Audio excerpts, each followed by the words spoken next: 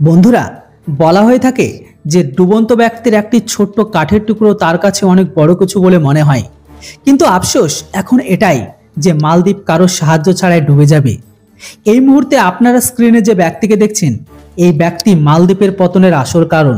হ্যাঁ, আর এই কথাটা আমি এই কারণে বলছি না, কারণ মালদ্বীপের প্রাক্তন রাষ্ট্রপতি এখন মোহাম্মদ রাশেদ আর মালদ্বীপের ফাইন্যান্স মিনিস্টার মোহাম্মদ শফিক নিজেই বলেছে।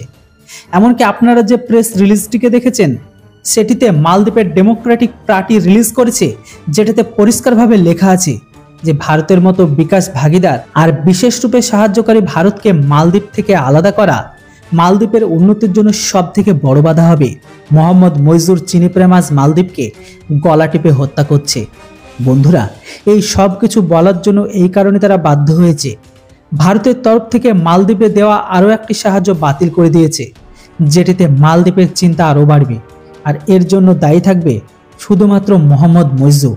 তো কি সেই খবর, চলুন আপনাদের বিস্তারিত জানাই। দেখুন বন্ধুরা, এই মুহূর্তে মালদ্বীপ জলের সংকটে ভুগছে, মানে বিশেষ করে মিষ্টি জলের অভাব। হয়তো আপনারা অনেকেই জানেন যে মালদ্বীপের ভেতরে না আছে কোনো নদী আর না কোনো মিষ্টি জলের হ্রদ।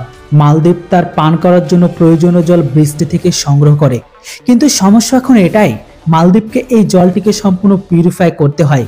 আর এই জন্য মালদ্বীপ তার দেশের ভেতরে জায়গায় জায়গায় ডিস্টিলেশন প্ল্যান্ট মানে অ্যারো ফিল্টারকে লাগিয়ে দিয়েছে।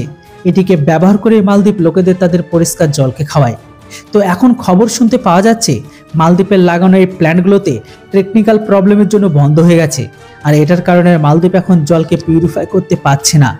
বলা হচ্ছে মালদ্বীপের প্রতিদিন 3 লাখ লিটার জলের প্রয়োজন পড়ে, যেটির জন্য মালদ্বীপ এখন 5টি জায়গায় তাদের এই প্ল্যান্টকে লাগিয়েছে, যেখানে তাদের প্রয়োজনীয় জলকে পিউরিফাই করে।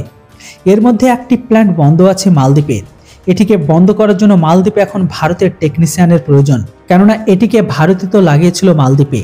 খবর বেরিয়ে আসছে মালদ্বীপ তাদের এই অ্যারো প্ল্যান্টকে লাগানোর জন্য ভারতের কাছ থেকে অনেক রিকোয়েস্ট রাখছে, কেননা এই মুহূর্তে মালদ্বীপের ঘরের ভেতরে জল সংকট বেরিয়ে আসছে।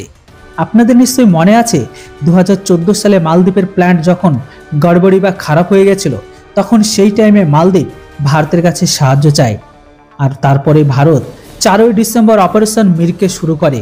আর তারপরে ভারত মালদ্বীপের জন্য লাখ লাখ লিটার পানির জলকে পাঠিয়ে দিয়েছিল। আর এখন সেম পরিস্থিতি মালদ্বীপের ভিতরে হয়ে গেছে। যদিও বন্ধুরা তখনকার অবস্থা এরকম ছিল না, আর এখনকার পরিস্থিতি তো আরো খারাপ।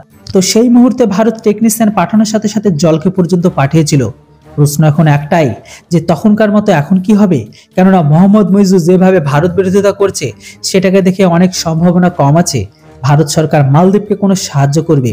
কেননা এটা সেই মোহাম্মদ মইজু যেটি কিছুদিন আগে ভারতের আর্মির জন্য একটি স্টেটমেন্ট দিয়েছিল, যে তারা এটা পর্যন্ত বলে যে তারা ভারতীয় সেনাকে সাদা কাপড়েও তাদের দেশে দেখতে পছন্দ করবে না।